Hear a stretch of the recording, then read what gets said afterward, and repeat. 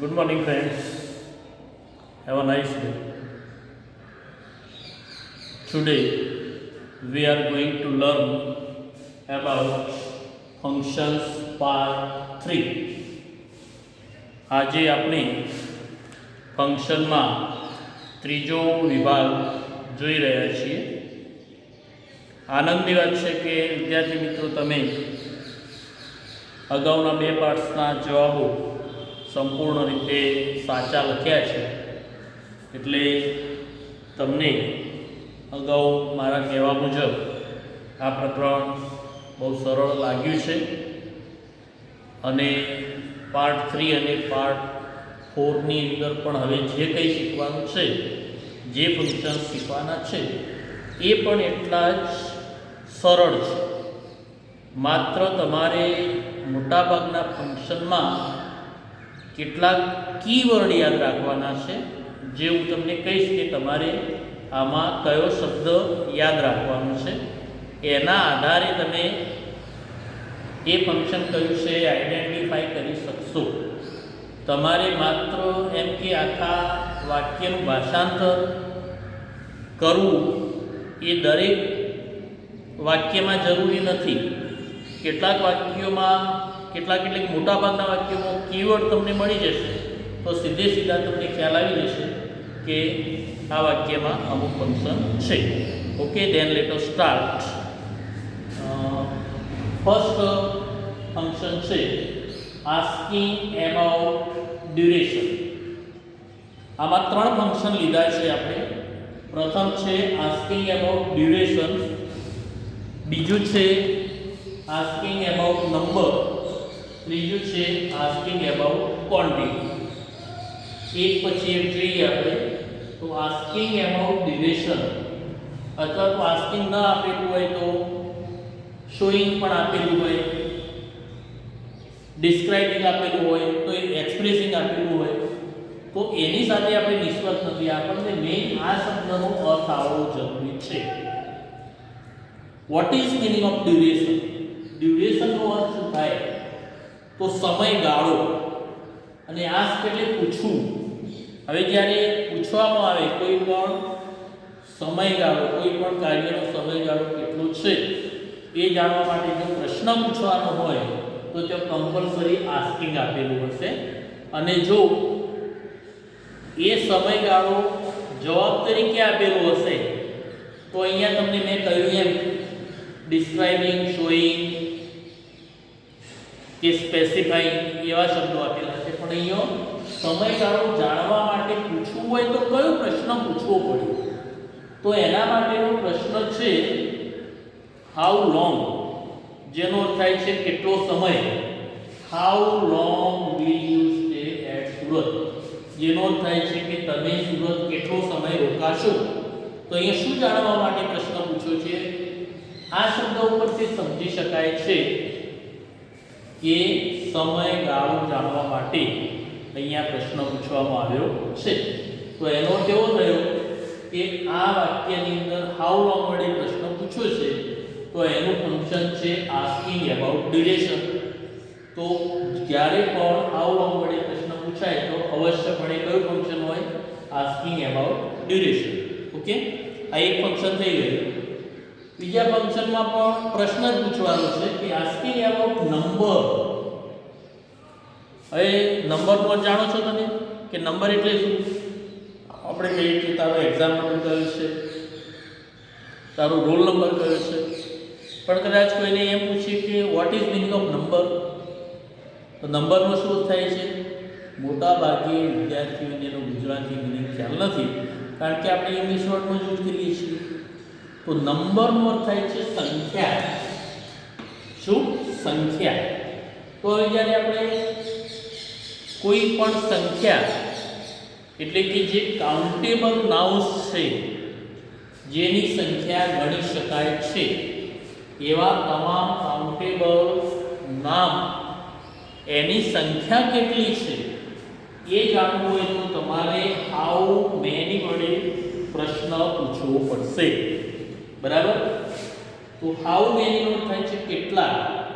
જે નામો ગણી શકાય છે એવા તમામ નામોની સંખ્યા કેટલી છે જાણવા માટે હાઉ મેની વડે પ્રશ્ન પૂછાય છે. એટલે જે વાક્યમાં હાઉ મેની વડે પ્રશ્ન પૂછવામાં આવ્યો હોય એ ફંક્શનને આપણે આસ્કિંગ એબાઉટ નંબર કહીશું. સંખ્યા જાણવા માટે અહીંયા પૂછવામાં આવ્યું છે. શાની સંખ્યા જાણવાની છે કે how many marks did you get in English. ઇંગ્લિશમાં તમે કેટલા માર્ક્સ મેળવ્યા. એટલે માર્ક્સની સંખ્યા તમે 75 એ સંખ્યા છે તે 75 મેળવ્યા, 80 મૂક્યા, 80 81 જે પણ સંખ્યા હોય તો એ કેટલા માર્ક્સ મેળવ્યા છે એની સંખ્યા જાણવા માટે તમને પ્રશ્ન પૂછો આ સ્ટેટે પૂછું તો how many marks did you get in English. ઇંગ્લિશમાં તમે કેટલા માર્ક મેળવ્યા તો સંખ્યા જાણવા માટે હાઉ મેની વડે પ્રશ્ન પૂછાય છે કાઉન્ટેબલ નામ માટે. તો એનું ફંક્શન છે આસ્કિંગ એબાઉટ નંબર. સંખ્યા વિશે જાણવા માટેનું ફંક્શન છે આ. ત્રીજું ફંક્શન છે આમાં asking about quantity, not quality. ગુણની વાત નથી. ક્વોન્ટિટીનો અર્થ જાણો છો કે ક્વોન્ટિટી મીન્સ જથ્થો. કોઈ પણ વસ્તુનો જથ્થો, પ્રવાહીનો જથ્થો કેટલો છે. We can not count them in numbers. આપણે એને સંખ્યામાં ગણી શકતા નથી.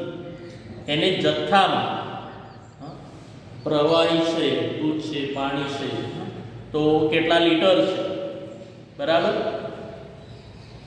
ચોખા, ઘઉં, દ્રવ્ય, અનાજ છે તો એ શામાં ગણીએ છીએ આપણે તો આપણે એને ગણીએ છીએ જથ્થામાં. તો એ જથ્થો જાણવા માટે એ પ્રવાહીનો જથ્થો જાણવા માટે હાઉ મચ વડે પ્રશ્ન પૂછવામાં આવે છે. મીન્સ કે જે અનકાઉન્ટેબલ નામ છે જેને આપણે સંખ્યામાં કાઉન્ટ કરી શકતા નથી એટલે ગણી શકતા નથી ત્યારે આપણે હાઉ મચ વડે પ્રશ્ન પૂછીએ છીએ પ્રવાહી અને જથ્થાવાચક વસ્તુ માટે. તો અહીંયા છે કે how much water do you drink a day. દિવસનું તમે કેટલું પાણી પીવો છો. તો પાણીનો જથ્થો જાણવા માટે કે દિવસમાં તમે કેટલું પાણી પીવો છો. 1 લીટર પીવો છો, 2 લીટર પીવો છો, 3 લીટર પીવો છો. તો એ જથ્થો જાણવા માટે હાઉ મચ વડે પ્રશ્ન પૂછાય છે. એટલે એમાં પ્રવાહી હોય કે જથ્થાવાચક વસ્તુ ત્યારે હાઉ મચ વડે પ્રશ્ન પૂછાય એનો જથ્થો જાણવા માટે. એટલે એમાં કયું ફંક્શન હોય આસ્કિંગ એબાઉટ ક્વોન્ટિટી.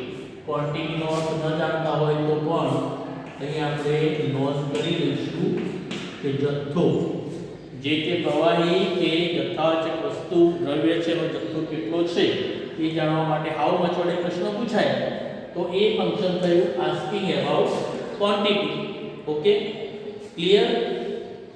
3 ફંક્શન જોયા asking about duration, asking about number, asking about quantity. Okay, clear. Next talking about alternative. ઓલ્ટરનેટિવનો બીજો અર્થ થાય છે જાણો છો option. What is meaning of alternative? નીચે લખ્યું છે તો વિકલ્પ. ઓપ્શન એટલે પણ વિકલ્પ.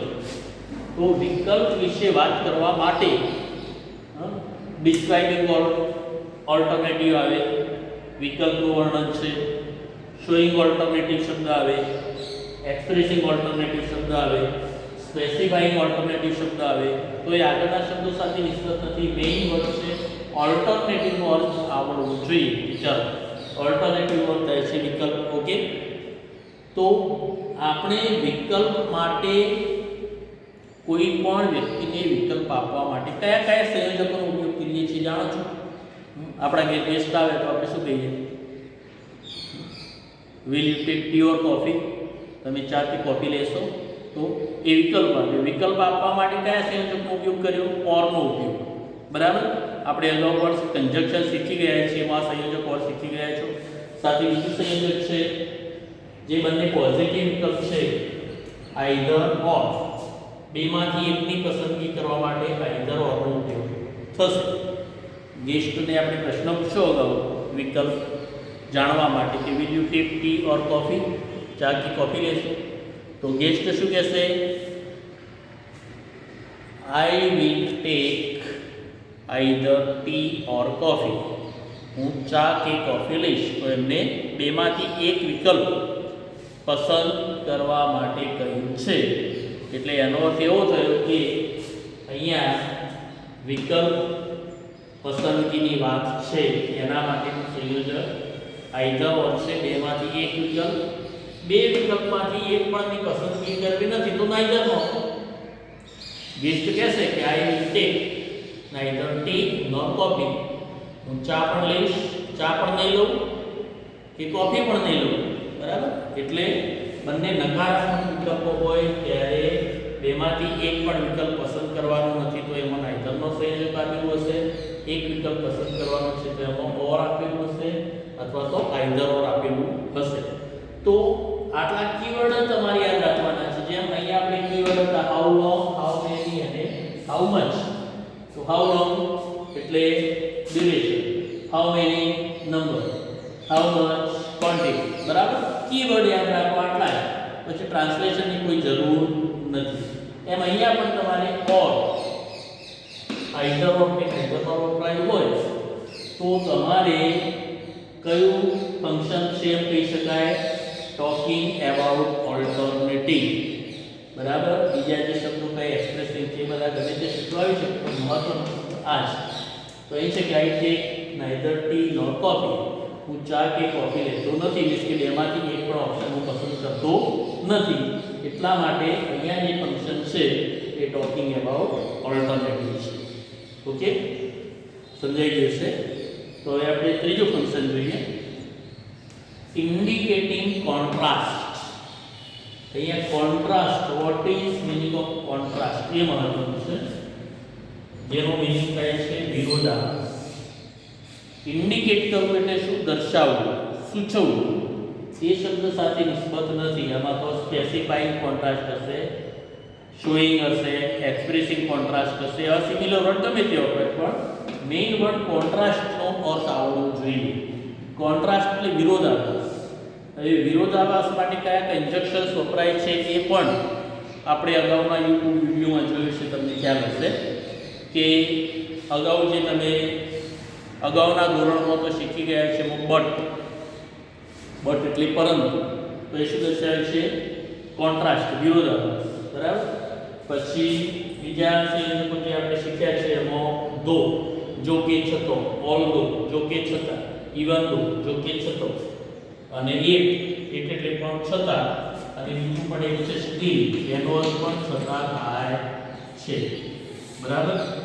તો અહીંયા આપણે આ જે બધા કન્જક્શન્સ છે એટલા જ યાદ રાખવાના છે કે આમાંથી કોઈ પણ કન્જક્શન્સ વપરાયું હોય, કયા કન્જક્શન્સ? ફરીથી દો, ઓર દો, ઇવન દો, બટ, એટ, સ્ટીલ. આમાંથી કોઈ પણ સંયોજક વપરાયું હોય તો એ કયું ફંક્શન કહેવાશે? ઇન્ડિકેટિંગ કોન્ટ્રાસ્ટ, વિરોધાભાસ દર્શાવે છે. એ ફંક્શનનો યુઝ આ વાક્યમાં થયેલો છે. એક્ઝામ્પલ છે કે ધો હી રેન ફાસ્ટ. જો કે તે ઝડપથી દોડ્યો, છતાં હી મિસ્ડ ધ બસ. તે બસ ચૂકી ગઈ. ઝડપથી દોડવું અને બસ ચૂકી જવું. આમ તો આપણે શું ઝડપથી દોડીએ તો બસ પકડી શકીએ, પણ કોઈ કારણસર ઝડપથી દોડવા છતાં પણ બસ પકડી શકાય નહીં. એટલે વિરોધાભાસી બાબત થઈ. એટલે વિરોધાભાસી બાબતો માટેનું ફંક્શન છે ઇન્ડિકેટિંગ કોન્ટ્રાસ્ટ. એમાં કોન્ટ્રાસ્ટ એ વિરોધાભાસ ઇન્ડિકેટિવ દર્શાવે છે. ઓકે, સમજાઈ ગયું? તો અહીંયા કયું ફંક્શન છે? Indicating contrast. કયા શબ્દો હોય તો દો, ઓર દો, ઇવન દો, બટ, એટ અને સ્ટીલ વિરોધાભાસ દર્શાવવા માટે વપરાય છે. એટલે એ ફંક્શનને કહીશું indicating contrast. Okay, next number 4, talking about reason and result. Reason વિશે વાત કરીએ, કારણ વિશે. રિઝલ્ટ, પરિણામ વિશે વાત કરીએ. તો કારણ અને પરિણામ વિશે વાત કરવા માટેના કન્જક્શન્સ પણ આપણે જોયા છે. જે કયા છે? કારણ જાણવું હોય તો આપણે મુખ્ય વાક્ય પછી બીકોઝ થી જે તે કારણ દર્શાવીએ છીએ. જેમ કે ઋતુ ગોટ ધ પ્રાઇઝ. ઋતુ ગોટ ધ પ્રાઇઝ. ઋતુએ ઇનામ મેળવ્યું. કારણ શું છે? Because he perform the best. કારણ કે તેણે શ્રેષ્ઠ દેખાવ કર્યો. બરાબર? તો અહીંયા કારણ બીકોઝ થી દર્શાવ્યું છે ઉપર તેની અંદર. હવે અહીંયા કયું ફંક્શન થશે? શેના વિશે વાત કરવામાં આવી છે? ટોકિંગ અબાઉટ રીઝન, કારણ બતાવવામાં આવ્યું છે. તો એ ફંક્શન કયું છે? ટોકિંગ અબાઉટ રીઝન છે. માની લો કે શું કે ધેરફોર વપરાયેલું હોય, આનું કારણ દર્શક વખતે પછી છે તેનું પરિણામ દર્શક માટે છે, પણ બીકોઝ થી દર્શાવ્યું એટલે રીઝન દર્શાવ્યું છે. માની લો કે અહીંયા શું કે ધેરફોર આવતું હોય વાક્યની વચ્ચે, તો એ કયું ફંક્શન કહેવાય? એમાં શાની વાત કરવામાં આવી છે? Talking about result. આ બે ફંક્શન અલગ છે, યાદ રાખજો, બંને ફંક્શન ભેગા આવશે નહીં. ટોકિંગ અબાઉટ રીઝન અને ટોકિંગ અબાઉટ રિઝલ્ટ બંને અલગ ફંક્શન છે, પણ અહીં આપણે જગ્યાના અભાવે આપણે બંને સાથે લીધા છે. તો ટોકિંગ અબાઉટ રિઝલ્ટ વિશે જોઈએ તો આઈ વર્કડ હાર્ડ, મેં સખત મહેનત કરી, so I got the first class, તેથી મને પ્રથમ વર્ગ મળ્યો. અથવા તો ધેરફોર પણ આવી શકે, એ આપણે અગાઉ જોયું છે, બરાબર. મેં સખત મહેનત કરી તેથી મને પ્રથમ વર્ગ પ્રાપ્ત થયો. એટલે અહીંયા શું બતાવ્યું છે? પરિણામ. સખત મહેનત કરવી એ શું છે? કારણ. અને સખત મહેનત કરવાના કારણે પરિણામ કયું મળ્યું? કે પ્રથમ વર્ગ પ્રાપ્ત થયો. એટલે સો ધેરફોર થી ઉપવાક્યની અંદર તમને પરિણામ દર્શક વાક્ય આપેલું હોય એટલે એ ફંક્શનને કહેવાય ટોકિંગ અબાઉટ રિઝલ્ટ. પરિણામ વિશે વાત કરી છે. ઓકે, સમજાઈ ગયું? ચાલો તો next 5 seeking information, inquiry as nature. બંને શબ્દોના અર્થ બરાબર સમજજો. સીક શોધવું, ઇન્ફોર્મેશન માહિતી શોધવી, મીન્સ કે માહિતીને જાણવી, માહિતીને જાણવા માટે પ્રયત્ન કરો, બરાબર.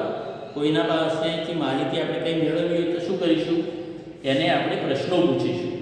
અને એને બીજા અર્થમાં કહીએ તો inquiry as nature. As nature એટલે સ્વાભાવિકપણે, અને ઇન્ક્વાયરી એટલે પૂછપરછ. કંઈક જાણવું હોય તો આપણે સ્વાભાવિક રીતે કોઈને કંઈક પ્રશ્ન પૂછીએ છીએ ને, તો એને એ ફંક્શનને શું કહેવાય? ઇન્ક્વાયરી એઝ નેચર કહેવાય. અથવા તો એનું સિમિલર છે સીકિંગ ઇન્ફોર્મેશન, માહિતી જાણવા માટે તમે એક પ્રશ્ન પૂછો છે. એટલે આ બંને ફંક્શન સેમ જ છે. સીકિંગ ઇન્ફોર્મેશન પણ આપેલું હોય ને ઇન્ક્વાયરી એઝ નેચર પણ આપેલું હોઈ શકે છે. તો વિદ્યાર્થી મિત્રો, તમારે કોઈની પાસેથી કોઈ માહિતી જાણવી હોય અથવા કંઈક પૂછવું હોય, ઇન્ક્વાયરી પૂછપરછ કરવી, તો એના માટે તમે કયા પ્રશ્નો પૂછો? તો બે પ્રકારના પ્રશ્નો છે. એક તો ઇન્વર્ઝન ક્વેશ્ચન્સ, કે જેનો જવાબ હા કે નામાં આવે, બરાબર. બીજો પ્રશ્ન તો બીજા WH ક્વેશ્ચન્સ, કે who, what, where, when, whose, whom, how many, how much, which. આ તમામ પ્રશ્નો WH ક્વેશ્ચન છે. એટલા બે પ્રકારના પ્રશ્નોથી તમે સામેની વ્યક્તિ પાસેથી માહિતી મેળવી શકો છો. એટલે તમારે અહીં આપણે એક્ઝામ્પલ જોઈએ પ્રમાણે જો અહીંયા WH ક્વેશ્ચન આપેલું છે which subjects do you learn on Saturday. શનિવારે તમે કયા વિષયો ભણો છો? તો અહીંયા તમારે માહિતી જાણવી છે વિદ્યાર્થીઓ પાસેથી કે શનિવારે 5 જ તાસ હોય છે, તો સ્વાભાવિક કોઈને જાણવાની ઈચ્છા થાય કે શનિવારે કયા 5 વિષયો ભણતા હશે વિદ્યાર્થી. તો એ જાણવા માટે વિચ વડે પ્રશ્ન પૂછાયો છે. એમ કોઈ પણ WH ક્વેશ્ચનથી પ્રશ્ન પૂછાયો હોય તો એ ફંક્શનને આપણે કહીશું સીકિંગ ઇન્ફોર્મેશન અથવા ઇન્ક્વાયરી એઝ નેચર. બંનેમાંથી ગમે તે એક આપેલું હશે, કારણ કે બંને સિમિલર છે. અથવા તો ઉલટ પ્રશ્ન કે જેનો જવાબ હા કે નામાં આવી શકે, જેની અંદર સહાયકારક ક્રિયાપદો પહેલા હોય અને પાછળ કરતા હોય, પછી મૂળ ક્રિયાપદ અને અન્ય શબ્દો આવેલા હોય, એને આપણે ઇન્વર્ઝન ક્વેશ્ચન્સ, ઉલટ પ્રશ્નો કહીએ છીએ. એટલે માહિતી હા કે નામાં જોઈતી હોય તો આપણે એ ઉલટ પ્રશ્નો પણ પૂછીએ છીએ. તો એ ફંક્શનને આપણે કયું ફંક્શન કહીશું? એ પણ સીકિંગ ઇન્ફોર્મેશન અથવા ઇન્ક્વાયરી એઝ નેચર, માહિતી જાણવી અથવા તો સ્વાભાવિક રીતે પૂછપરછ કરવી. એટલે અહીંયા છે કે do you know about Gandhiji? શું તમે ગાંધીજી વિશે જાણો છો? તો તમે શું જવાબ આપશો? હા યા ના, હા કે ના. જેનો જવાબ તમને હા કે નામાં આવે એ પ્રશ્નને આપણે ઉલટ પ્રશ્નો કહીએ છીએ, બરાબર વિદ્યાર્થી મિત્રો. તો આ ફંક્શનની અંદર પણ તમને ખ્યાલ આવી ગયો છે. એટલે આજે આપણે જે ફંક્શન્સ જોયા, અહીંયા 3 ફંક્શન, પછી 4, 5, 6, 7 અને 8 ફંક્શન આજે જોયા છે. વિદ્યાર્થી મિત્રો, તમને સંપૂર્ણ સમજ પડી ગઈ હશે અને એના માટે હું તમને અગાઉની જેમ જ આ વિડીયો મૂક્યા પછી આવતીકાલે તમને એસાઇનમેન્ટ આપીશ એ એસાઇનમેન્ટને ધ્યાનપૂર્વક તમે નિહાળ્યું અને અગાઉ રીતે જે રીતે જવાબો આપ્યા છે એ રીતે જવાબ આપશો તો મને ચોક્કસપણે ખાતરી છે કે તમને ખ્યાલ આવી જશે, તમને સમજ પડી ગઈ છે અને મને પણ ખ્યાલ આવશે કે તમને આમાં સમજ પડી છે. એટલે ચોક્કસપણે આપણે ફંક્શનનું જે ચેપ્ટર છે એને એમ કહી શકીશું કે ખરેખર એ ચેપ્ટર અઘરું નથી પણ સહેલું છે ને એમની અંદર તમે પૂરેપૂરા માર્ક્સ મેળવી શકશો. Okay, that's all. Thank you very much.